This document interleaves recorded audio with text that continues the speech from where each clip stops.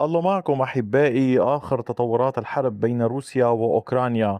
هل نحن أمام بداية مرحلة جديدة في الحرب الأوكرانية؟ وفي وقت تتصاعد فيه الضربات الروسية على كييف، يتحرك أحد أهم رجال زيلينسكي إلى قلب أوروبا. روستوم أميروف كبير المفاوضين الأوكرانيين يصل إلى برلين في زيارة وصفت بأنها حساسة جدا، ليلتقي كبار مستشاري الأمن القومي في ألمانيا وفرنسا وبريطانيا المعروفين باسم مجموعة E3. لكن السؤال الأخطر: هل أوروبا تقترب من قيادة مفاوضات السلام بدلا من الولايات المتحدة؟ تابعوا التفاصيل في هذا الفيديو.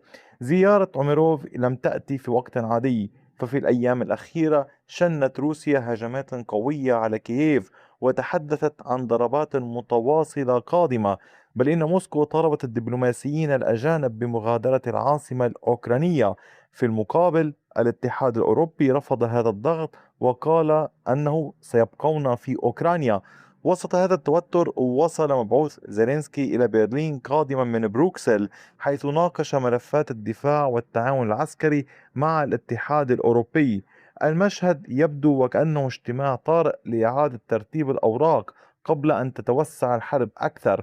وفي تطور مهم جدا، الولايات المتحدة بدأت ترسل إشارات مختلفة. وزير الخارجية الأمريكي صرح أن مفاوضات السلام التي تقودها واشنطن لم تكن مثمرة، وأضاف بشكل صريح: إذا أراد أحد آخر أن يقودها فليفعل. هذه الجملة وحدها فتحت الباب أمام سؤال كبير في أوروبا: هل انتهى الدور الأمريكي كوسيط رئيسي؟ وهنا يظهر دور مجموعة E3: ألمانيا، فرنسا وبريطانيا، الذين بدأوا يفكرون في الدخول المباشر على خط التفاوض مع روسيا وأوكرانيا.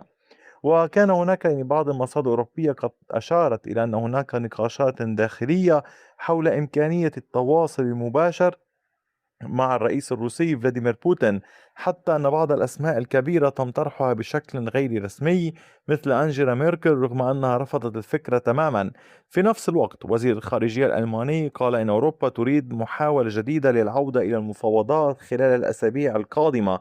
وهذا يعني شيئا واحدا: أوروبا لم تعد تريد البقاء على الهامش فقط، بل دوما كانت تبحث عن كرسي في موضوع المفاوضات وعلى الطاولة الخاصة بها.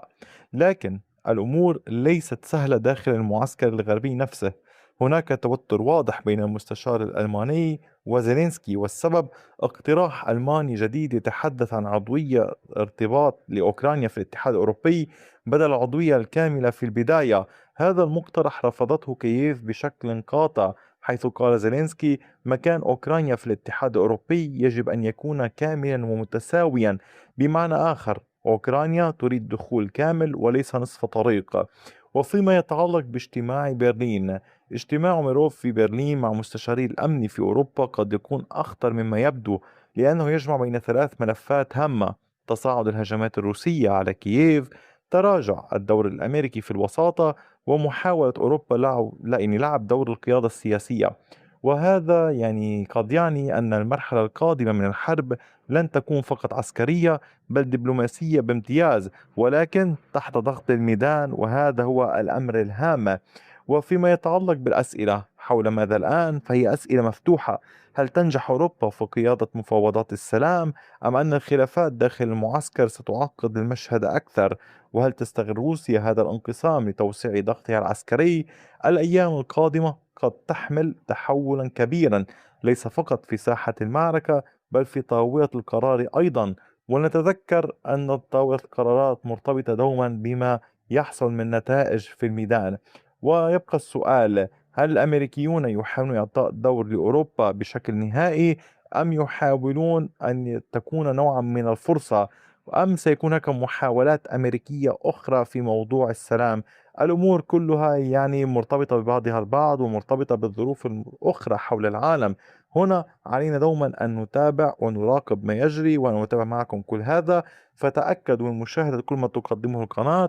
وشكرا لكم دوما على كامل ثقتكم ومحبتكم ووقتكم الثمين، وإلى اللقاء بفيديو آخر.